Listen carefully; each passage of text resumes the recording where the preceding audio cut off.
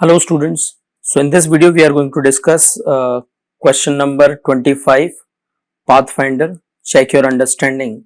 This is actually a very good problem which is saying that uh, two identical uniform cones A and B can rotate freely about their fixed central axis, pressing each other uniformly on their entire tapered length as shown in the figure.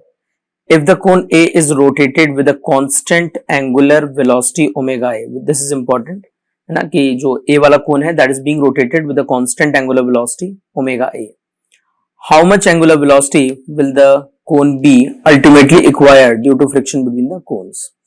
तो यहाँ पर हमसे कह रहे हैं कि दो कोन है हमारे पास, ये A वाला कोन है जिसको हम कांस्टेंट ओमेगा से घुमा रहे हैं, which is given as omega A, and the other cone is having friction between these two surfaces, है ना, इन दोनों सरफेसेस के बीच फ्रिक्शन है. तो ऑब्वियस सी बात है जब ये वाला कोन हम रोटेट करेंगे तो ये जो सेकेंड वाला कोन है बी वाला कोन, ये भी रोटेट होना स्टार्ट हो जाएगा because of the friction.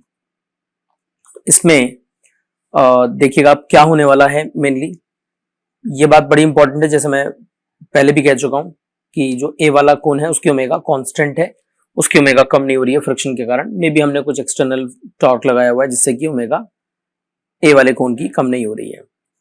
So we are saying that when omega of cone B has reached its maximum constant value, हमसे कह रहे हैं इसकी जो वैल्यू होगी स्टेडी स्टेट में, फाइनल स्टेट में, जब ये कांस्टेंट हो गई होगी ओमेगा बी, तब वाली हमें ओमेगा बी की वैल्यू बताने की कोशिश करनी है.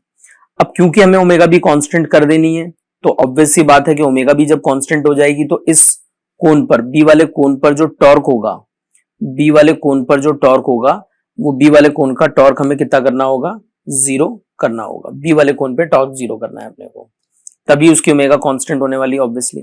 ठीक है, तो यहां पर आप देख सकते हैं ये ओमेगा ए मैंने प्लॉट की है, ये कोन की लेंथ अपन ने एल ले ली है.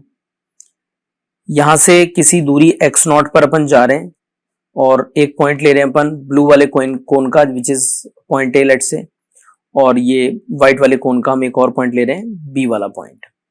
अब देखिएगा एक बड़ा इंपॉर्टेंट एस्पेक्ट यहाँ पे होने वाला है कि जैसे जैसे आप यहाँ देखिए आगे चलेंगे, इसकी ओमेगा तो फिक्स है, जैसे जैसे आप आगे चलोगे जो एज पर या सरकमफ्रेंस पर जो पॉइंट्स हैं उनकी स्पीड कम होने लग जाएगी. इस पॉइंट की स्पीड तो ऑलमोस्ट जीरो ही होने वाली है और इस पॉइंट की स्पीड जो होगी मैक्सिमम होगी, राइट. ऐसे यदि यहाँ पर नीचे वाले कोन में देखोगे आप, स्टेडी स्टेट जब आ गई होगी, जब ये ओमेगा बी से घूम रहा होगा तो इस वाले पॉइंट की स्पीड ऑलमोस्ट जीरो होगी और इस वाले पॉइंट की स्पीड मैक्सिमम होगी, इस वाले पॉइंट की स्पीड मैक्सिमम होगी. तो ऐसे आगे जाने पर स्पीड कम हो रही है, इसमें आगे जाने पर इधर स्पीड कम हो रही है व्हाइट वाले कोन में, राइट. समझ रहे हैं मेरी बात आप. यहां पर स्पीड 10 से हो रही है जीरो लेट से, यहां पर स्पीड 0 से हो रही है 10 मान लीजिए. तो क्या एक स्टेट या एक पॉइंट ऐसा होगा ए और बी वाले कोन का जहां पर स्पीड बराबर होंगी, जहां पर स्पीड बराबर होंगी? बिल्कुल होगा ऐसा.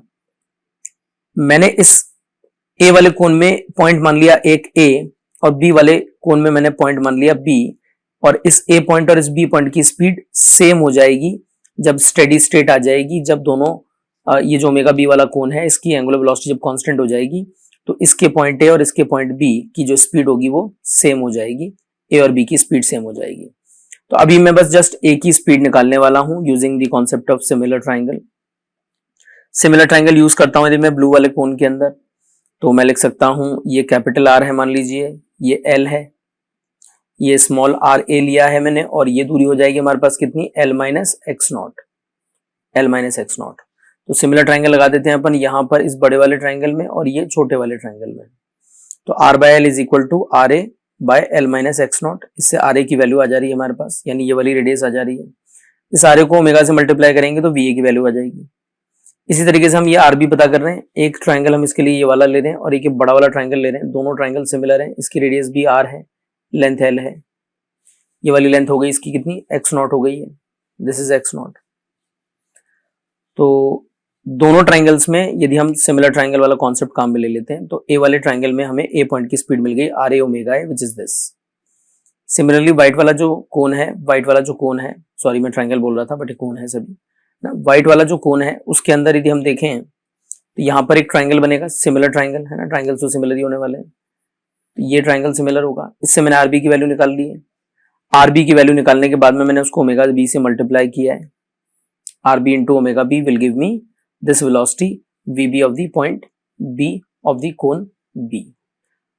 अब हम कह रहे हैं कि काफी समय बाद जब ओमेगा बी कांस्टेंट हो जाएगी, तो जैसे मैंने आपको बताया था कि एक कोन में आगे जाने पर स्पीड बढ़ रही है, एक कोन में पीछे की तरफ आने पर स्पीड बढ़ रही है, तो इसका ए वाला पॉइंट और इसके बी वाले पॉइंट की स्पीड बराबर हो जाएंगी जब फाइनली कांस्टेंट ओमेगा बी वाली स्टेट आएगी।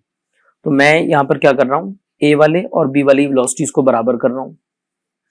VA and VB are being equated, VA is omega A R A, VB is omega B R B. इससे हमें एक ये रिजल्ट मिल गया, इसके हम अभी ध्यान रख लेते हैं, इसको हम यूज करेंगे। यहां पर इस रिजल्ट में यदि मैं किसी तरीके से एक्स नॉट की वैल्यू बता देता हूं आपको, तो जैसे आप यहां पर एक्स नॉट की वैल्यू पुट करोगे you will get this omega B, है ना। एक्स नॉट की वैल्यू पुट करते you will get omega B very easily. तो अब हमारा टास्क है, नेक्स्ट टास्क, कि हम किसी तरीके से ये एक्स नॉट पता कर लें। और एक्स नॉट कौन सा पॉइंट है, जहां पर ए वाले पॉइंट और बी वाले पॉइंट की स्पीड बराबर हो गई थी, ठीक है। तो मैं कह रहा हूं क्योंकि बी वाला जो कोन है उसकी ओमेगा कांस्टेंट हो गई, तो उस पर नेट टॉर्क कितना होगा, 0 होगा, नेट टॉर्क 0 होगा। तो अब देखिएगा यहाँ पर इंटरेस्टिंगली क्या सिचुएशन बन रही है हमारे पास में। जैसे मैंने आपको बताया था कि ये स्पीड कम हो रही है, ये स्पीड इधर जाने पर बढ़ रही है, तो ए और बी वो पॉइंट है जहां पर दोनों की स्पीड बराबर होगी, राइट। अब मैं यहां पर कह रहा हूं कि यदि बी की ओमेगा को कांस्टेंट रखना है, यदि बी की ओमेगा को हमें कांस्टेंट रखना है ना, बी पर टॉर्क 0 हुआ तो बी की ओमेगा कांस्टेंट हो जाएगी। यही हमारा टास्क है कि बी की ओमेगा को कांस्टेंट कर दे, तो बी पे टॉर्क 0 करेंगे। तो आप देखिए यहां पर क्या होने वाला है एक्चुअल में, बी पर टॉर्क यदि आपने को पता करना है तो उससे पहले आप देखिएगा कि स्टार्टिंग वाले रीजन में इस जगह पर ये वाला कोण तो स्लो चल रहा है, इस बी पॉइंट्स की जो स्पीड है इन बी वाले पॉइंट्स की स्पीड तो कम है, और मतलब जो बी वाला कोण है उसके जो पॉइंट्स हैं उनकी स्पीड कम है, और ये वाले जो पॉइंट्स हैं इनकी स्पीड फास्ट है इसके ठीक ऊपर वाले कोण के कंपैरिजन में। जो ऊपर वाला कोण था, जो ऊपर वाला कोण है, इस ऊपर वाले कोण के कंपैरिजन में इन पॉइंट्स की स्पीड्स को यदि मैं कंपेयर कर रहा हूं तो ये वाला कोण स्लो चल रहा है स्टार्टिंग में, और जो बाद वाले पॉइंट्स हैं वहां पर ये वाला कोण फास्ट चल रहा है। तो क्योंकि यहां पर पॉइंट स्लो हैं ऊपर वाले कोण के कंपैरिजन में और यहां पे पॉइंट फास्ट हैं ऊपर वाले कोण के कंपैरिजन में, तो स्लो पॉइंट्स पर फ्रिक्शन की डायरेक्शन और फास्ट वाले पॉइंट्स पर फ्रिक्शन की डायरेक्शन एक दूसरे की अपोजिट होगी। मान लीजिए एक पर ले लिए मैंने इस तरीके से सॉर्ट ऑफ क्लॉकवाइज, दूसरे पर ले लिए मैंने सॉर्ट ऑफ एंटी क्लॉकवाइज। तो यदि मुझे ओमेगा बी को कांस्टेंट करना है तो इस पर मेरे को नेट टॉर्क जो होगा बी वाले पर 0 करना होगा, नेट टॉर्क बी वाले पर 0 करना है। इस पॉइंट, ये जो हमारा पॉइंट था जहां पर हमने ए और बी की स्पीड बराबर की थी, एक्स नॉट वाला पॉइंट, इससे पहले पहले फ्रिक्शन की एक डायरेक्शन है और इसके आगे आगे की तरफ फ्रिक्शन की दूसरी डायरेक्शन है। तो इसके एक तरफ फ्रिक्शन लेट से मान लीजिए एंटी क्लॉकवाइज टॉर्क बना रहा है, क्लॉकवाइज बना रहा है, तो दूसरी तरफ एंटी क्लॉकवाइज टॉर्क बनाना चाहिए। मेरी बात समझिएगा क्या कह रहा हूं वापस से। ये जो पॉइंट था जहां पर दोनों पॉइंट्स की स्पीड बराबर हो गई थी, दोनों कोन्स के पॉइंट्स की, कॉन्टेक्ट पॉइंट्स की स्पीड बराबर हो गई थी, इससे पहले वाले पॉइंट्स पे फ्रिक्शन की डायरेक्शन और बाद वाले पॉइंट्स पे फ्रिक्शन की डायरेक्शन अलग अलग है। क्योंकि फ्रिक्शन की डायरेक्शन अलग अलग है तो फ्रिक्शन के टॉर्क भी अलग अलग डायरेक्शन में होंगे। हमको नेट टॉर्क बी पर कितना बनाना है, 0 बनाना है। यदि बी पर नेट टॉर्क 0 बनाना है आपको, तो ये वाले टॉर्क और ये बाद वाले रिवर्स डायरेक्शन वाले फ्रिक्शन के torque should cancel each other. तो हमारा बस नेक्स्ट टास्क यही है कि हम ये वाले फ्रिक्शन और ये वाले फ्रिक्शन के टॉर्क को एक दूसरे के इक्वेट कर दें या कैंसिल करवा दें। तो मैं कह रहा हूं 0 से x नॉट, x नॉट कौन सा पॉइंट था जहां पर a और b की वेलोसिटी बराबर हो गई थी, तो 0 से x नॉट में मैं कह रहा हूं a की वेलोसिटी बड़ी है a वाले कोण के पॉइंट्स की, और x नॉट से l तक आगे की बात कर रहे हैं, है ना। 0 से x नॉट यानी यहां तक एक पॉइंट्स की स्पीड ज्यादा है और उसके बाद वाले रीजन में दूसरे पॉइंट्स की स्पीड ज्यादा है, इसलिए टॉर्क जो होंगे दोनों अलग अलग डायरेक्शन में होंगे। मान लीजिए टॉर्क 1 हम कह रहे हैं 0 से x नॉट वाले रीजन का, और टॉर्क 2 हम कह रहे हैं x नॉट से l वाले रीजन का। दोनों टॉर्क कैलकुलेट करते हैं, उनको इक्वेट कर देंगे अपन।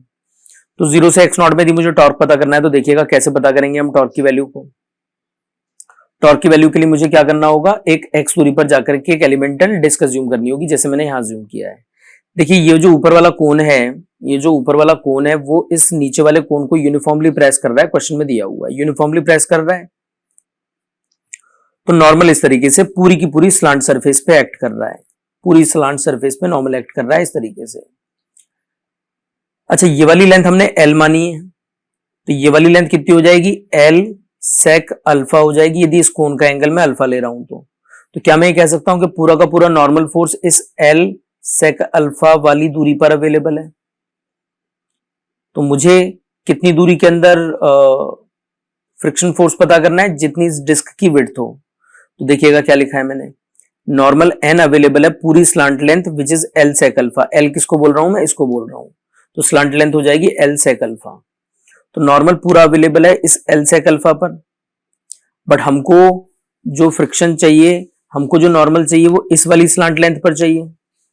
तो x दूरी पर जाकर के अपन ने dx अज्यूम किया हुआ है, this width is let's say dx, if this is dx तो ये क्या हो जाएगा, जैसे l का सेक अल्फा हुआ है ये dx का सेक अल्फा हो जाएगा अपने पास में। तो नॉर्मल ले लिया हमने per unit length slant length का, इंटू dx सेक अल्फा से मल्टीप्लाई कर दिया, उस छोटी सी पट्टी पर फ्रिक्शन फोर्स की वैल्यू आ गई। इस फ्रिक्शन फोर्स की वैल्यू को, मतलब नॉर्मल की वैल्यू आ गई, नॉर्मल को हमने म्यू से मल्टीप्लाई किया, फ्रिक्शन आ गया, फ्रिक्शन को आर से मल्टीप्लाई कर दिया क्योंकि ये जो डिस्क है ये आर रेडियस की मानी है हमने, स्मॉल आर रेडियस की। तो ये फ्रिक्शन फोर्स इंटू आर किया तो टॉर्क आ गया, इसी को हमें इंटीग्रेट करना है। इस आर को भी आप चाहें तो लिख सकते हैं X ten alpha, X ten alpha where X is this and R is this. तो ये टेन अल्फा आपको दिख रहा है यहाँ पर, आर बाय एक्स हो जाएगा, तो R is X ten alpha. तो ये टॉर्क आ गया अपने पास डी टाउ, इसको हमें इंटीग्रेट करना है जीरो से एक्स नॉट में और फिर एक्स नॉट से एल में, दोनों टॉर्क बराबर कर देंगे। तो देखिए mu naught N by L D X X ten alpha, तो ये mu N by L D X X ten alpha और ये दूसरा टॉर्क है, सेम टू सेम एक्सप्रेशन बनाई है मैंने। जीरो से एक्स नॉट इंटीग्रेट करना है इसको और एक्स नॉट से एल तक इंटीग्रेट करना है इसको। कांस्टेंट क्वांटिटी है mu N by L ten alpha, mu N by L ten alpha cancel हो गए, यहाँ पर आ गया X naught square by two, यहाँ आ गया X square by two, limit लगेगी एल एक्स नॉट से एल, तो ये आ गया। इसके बाद में आप देखिए एक्स नॉट की वैल्यू आ गई अपने पास L by root two, x naught की value L by root two आ गई है। एक्स नॉट की वैल्यू को हम ऊपर वाला रिजल्ट जो हमने ओमेगा ए और ओमेगा बी में पता किया था, एक्स नॉट की वैल्यू वहां पुट कर दें तो omega B comes out to be omega A times root two minus one, which is the final answer to this question. I hope काफी बढ़िया क्वेश्चन था ये। आई होप मेरा जो सोल्यूशन है जो मैंने आपको एक्सप्लेन किया है that is quite clear to you. Still, if you have any other interesting solution and if you like our videos, then do subscribe to our channel, share our videos. We are working very hard to produce such kind of videos for you, right? So thank you very much.